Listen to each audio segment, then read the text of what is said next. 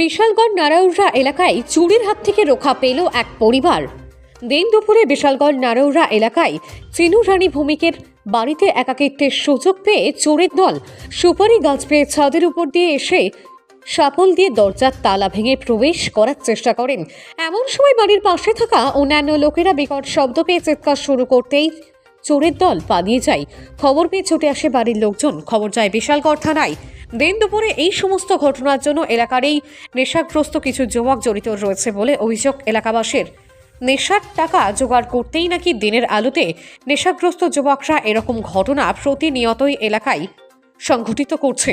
তবে পার্শ্ববর্তী লোকেদের কারণে অল্পতে রক্ষা পেল চিনু রানী ভৌমিক সহ তার পরিবার। আমি তো বাড়িতে ছিলাম না, আমি স্কুলে ছিলাম।